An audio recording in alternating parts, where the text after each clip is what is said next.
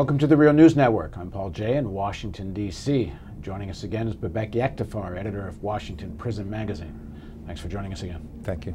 So in the first segment of the interview, we talked about the big student demonstrations last week and ended talking about the Revolutionary Guard. And of course, the Revolutionary Guard is the one that had threatened the students, and the students defied them in enormous numbers, which was rather surprising given how tough the Revolutionary Guard can be when they want to be. Very surprising, yeah. But out of this whole story, from the elections and what's happened afterwards, the one thing that's clear is the Revolutionary Guard is in power, and they seem very firm in their position. Give us a sense of how this came to be, because that's not how it originally, this revolution wasn't supposed to be about something like the Revolutionary Guard. No, it wasn't. And in fact, Ayatollah Khomeini, the founding father of the Islamic Republic, was very specific about that. He did not want any kind of military apparatus or security apparatus getting involved in politics. Having said that, though, he was also aware that it was very difficult for him to trust the clerics that he knew, to entrust them the survival of the regime and the management of the country into their hands. So when this Guardians of Revolution, or IRGC we call them, or Pasdaran in Farsi, when they were formed, essentially they were formed to protect Khomeini himself. They were afraid that the Shah's agent would go after him and assassinate him. But beyond that, it became this entity as a parallel entity, military, to check the power of the regular army, which was still known as the Imperial Army at the time. But then beyond that, of course, what I think really changed the nature of this unit was the Iran-Iraq War. After the revolution, the high brass of the military were basically executed by the revolutionaries for a number of different reasons. And essentially you had this vacuum at the upper echelon of the army. And in essence, some of these people, the IRGC members who did go to the war front, they had to build armies on their own. And again, we're talking about a country that was at the time in confrontation with the United States.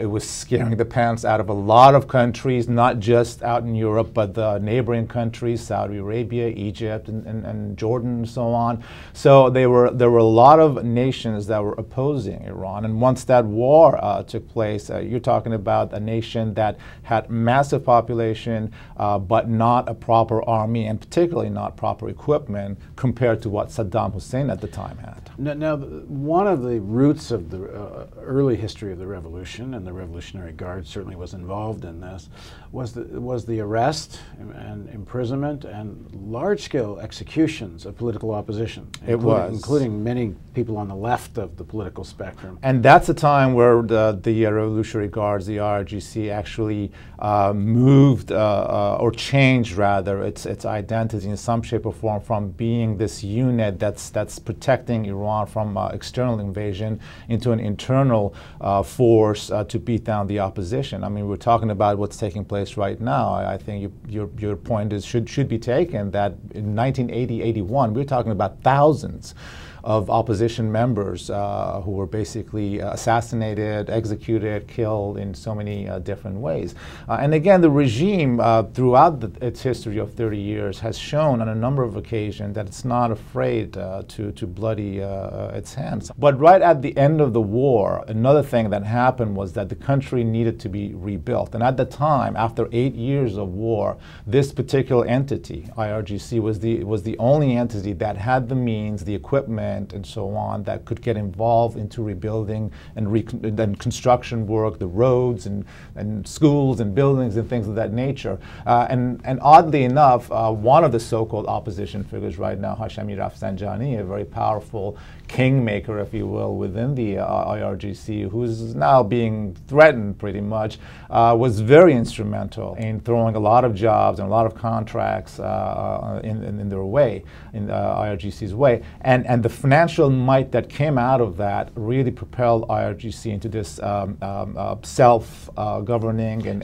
So that's an important point that I don't think gets talked about very much, is the extent of the economic power of the Revolutionary Guard. Yes. They just own a lot of stuff. Yes, and more than anything, that really allowed them to feel that they should have a say in the future of the country, more importantly, to compete with a lot of bazaar merchants and other pragmatic players within the regime. Again, we mentioned people like Hashemi Rafsanjani, who were involved, had a hand in just about every economic aspect of the country, and a major competition started growing at that point. It was interesting that one of the high-level members of the IRGC recently had an interview where he said that that group, that entity, IRGC, is probably the only entity in Iran that has shown competence in management. And he was saying that to justify why members of IRGC should be involved in politics and they should be running the country. Because at the time, of course, everybody was saying that this is not what Ayatollah Khomeini, the founder of the republic, had in mind, and he was basically justifying by saying that. So what we see right now taking place, this kind of control that IRGC has,